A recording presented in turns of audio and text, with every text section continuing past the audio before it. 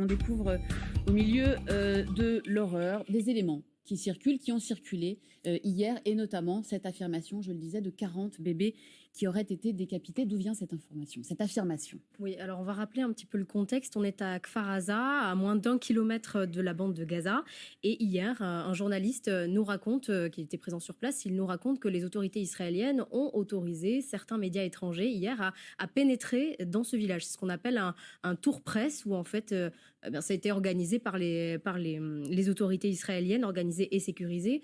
Et les médias étrangers rapportent tous à ce moment-là ce qu'on a vu dans toutes les images qui ont circulé. Ce sont ces atrocités commises par les assaillants du Hamas. En témoignent ces images. Je me trouve dans une des 15 localités qui étaient encore contrôlées jusqu'à hier par le Hamas. Nous avons eu un accès, mais nous ne sommes pas la seule équipe de journalistes à avoir pu accéder à cette localité de Kfar Aza qui se trouve à 800 mètres de la frontière qui sépare Israël de la bande de Gaza.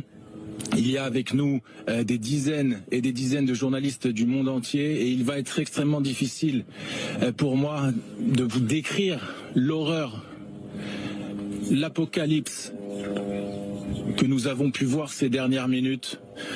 Un tour organisé donc par Tsahal. Il s'agit de montrer au monde ce que le Hamas, ce que le djihad islamique a fait ici à des innocents, des civils. Des dizaines, on parle de dizaines de maisons brûlées, avec des familles entières à l'intérieur. On parle d'enfants, de femmes, à qui on a coupé la tête. On parle de dizaines de morts ici, non seulement ici. Il est important que les Américains voient ce qui se passe.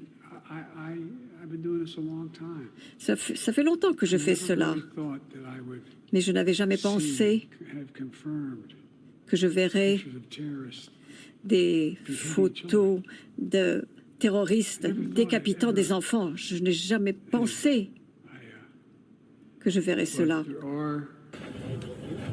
La synagogue qu'on a voulu nous montrer aussi, dans laquelle il y a eu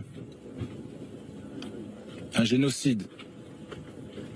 Mais au dernier moment, le porte-parole de Tsahal a décidé que c'était suffisant et qu'on ne pouvait pas tout montrer non plus.